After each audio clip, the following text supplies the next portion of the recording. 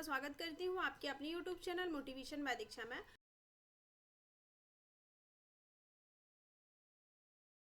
मेरा नाम अनुभव शुक्ला है व मैं BA B.Ed फर्स्ट सेम का स्टूडेंट हूँ। आज हम ह्यूमन डेवलपमेंट में जेरम ब्रूनर का संज्ञात्मक सिद्धांत का अध्ययन करने वाले हैं। तो सबसे पहले हम इनके जीवन परिचय से इस सिद्धांत की शुरुआत करेंगे। जेरम ब्रूनर का जन्म 1 अक्टूबर 1915 को हुआ था व इनकी मृत्यु 5 जून 2016 में हुई थी। ये इनका जन्म न्यूयॉर्क में हुआ था। ये इनकी कंट्री अमेरिका थी। इन्होंने PhD साइकोलॉजी से की थी व BA डक यूनिवर्सिटी से अपना पूर्ण किया था। इन्होंने जो सिद्धांत प्रस्तुत किया, मतलब इन्होंने संज्ञात्मक विकास का जो सिद्धांत प्रस्तुत किया वो जीन पियाजे के संज्ञात्मक विकास के सिद्धांत के रूप में था। इन्होंने अपने सिद्धांत को 1956 में प्रस्तुत किया व इन्होंने अपने सिद्धांत को 1956 में दिया। साथ में जो इनकी जो पुस्तक थी उसे इन्होंने 1960 में प्रदर्शित किया, जिसका नाम था शिक्षा की प्रक्रिया। और इसके अलावा उन्होंने गणित के प्रमेयों के बारे में भी हमें बताया है। गणित के प्रमेयों के बारे में भी हमें उन्होंने अध्ययन करवाया। मतलब गणित में जो भी हम अध्ययन करते हैं उसमें जो प्रमेय होते हैं उसको किस प्रकार से उनका अध्ययन करना चाहिए, ये उसके बारे में इन्होंने हमें जानकारी प्रदान करी है। इसके अलावा इन्होंने 3 सिद्धांतों को दिया था, जिसमें से सबसे पहला जो सिद्धांत है उसका नाम है अन्वेषण का सिद्धांत। उसके बाद जो दूसरा सिद्धांत है उसका नाम है निर्माणवाद का सिद्धांत। और जो तीसरा सिद्धांत है उसका नाम है संरचनात्मक वाद का सिद्धांत। अब प्रश्न उठता है कि यहाँ पर अन्वेषण का क्या मतलब होता है। अन्वेषण का अर्थ होता है खोजबीन करना। इन्होंने अपने सिद्धांतों में बताया है कि हमें किसी भी चीज का अध्ययन करने के लिए उसकी अच्छी तरह से खोजबीन करना चाहिए और उसके बाद हमें उस चीज का अध्ययन करना चाहिए। उसके बाद निर्माणवाद का सिद्धांत। निर्माणवाद के सिद्धांत में इन्होंने निर्माणवाद का सबसे पहले शाब्दिक अर्थ होता है किसी भी चीज का निर्माण करना। हमें जो भी हम चीज को अध्ययन कर रहे हैं उसमें हमें टॉपिक का अपने अनुसार हमें उस टॉपिक में नई नई चीज़ों का निर्माण करना चाहिए। उसको पढ़ने के लिए उसके नए नए तरीकों को उसको पढ़ने के लिए इसका निर्माण करना चाहिए और उसके आधार पर हमें उसको पढ़ना चाहिए। उसके बाद आता है संरचनात्मक वाद का सिद्धांत।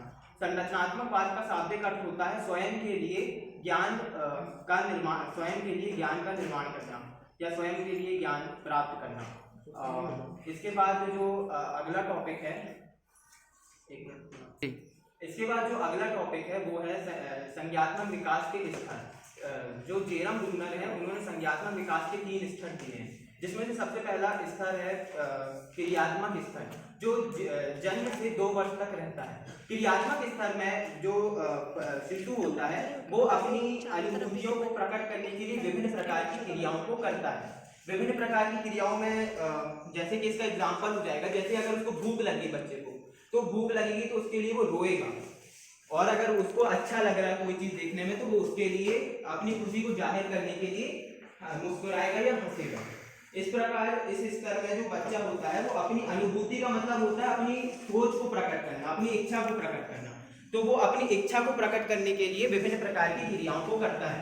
इसके बाद जो सेकंड आता है वो होता है प्रतिबिंबात्मक स्तर। इस स्तर में जो बच्चा होता है वो किसी भी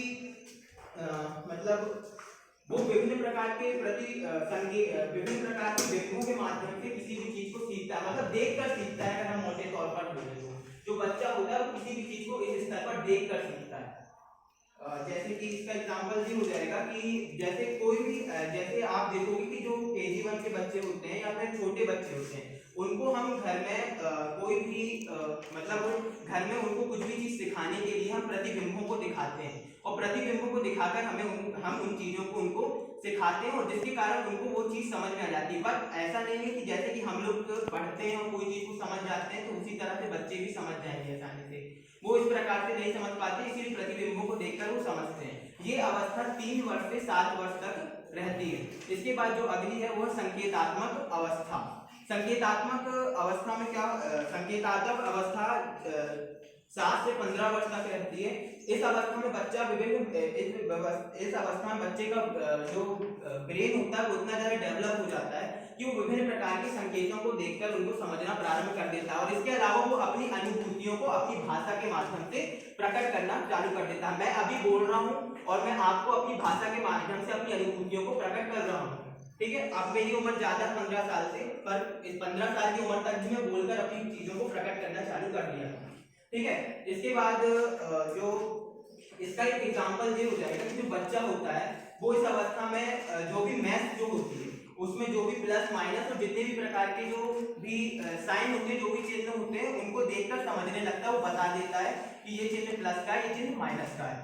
इसके बाद जो है इसकी जो मतलब जेरम ब्रूनर जो है उनके सिद्धांत की विशेषताएं, वो विशेषताओं में सबसे पहली विशेषता जो है वो हो जाएगी कि ज्ञान की संरचना। अब एक प्रश्न यहाँ पर ये उठ रहा है कि ज्ञान की संरचना मतलब कैसी विशेषता।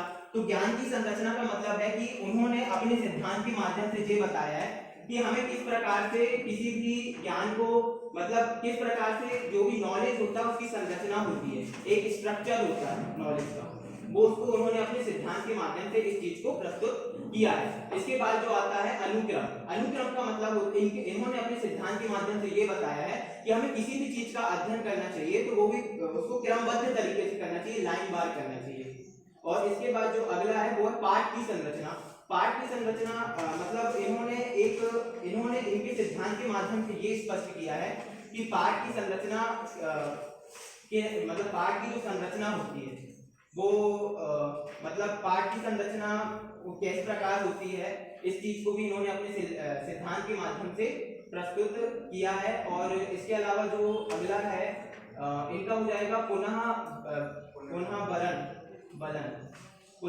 बलन, जिसमें इन्होंने अपने सिद्धांत के माध्यम से ये बताया कि जो बच्चा होता है वो किसी भी चीज को बोल कर समझता है। मतलब जो बच्चा होता है वो किसी भी चीज को समझने के लिए दोहराता है बार बार और उस चीज को समझता है। इसके बाद रहेगी इनके सिद्धांत की परिभाषाएं जो जेरम ब्रूनर है उन्होंने दो परिभाषाएं दी हैं। जेरम ब्रूनर की जो पहली परिभाषा है उसमें उन्होंने बताया है कि शिक्षण सिद्धांत वह है जिसमें शिक्षक क्या सिखाना चाहता है इसका संबंध अधिगम व्याख्या से नहीं है बल्कि इसकी बजाय विकास से है। मतलब सीखने से नहीं है, मतलब जो शिक्षक सिखा रहा है उसका संबंध सीखने से नहीं है बल्कि उसका संबंध बच्चे का किस प्रकार से विकास हो रहा है इस चीज से है।